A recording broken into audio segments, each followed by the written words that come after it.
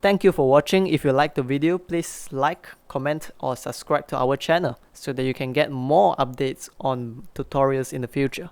Have a great day.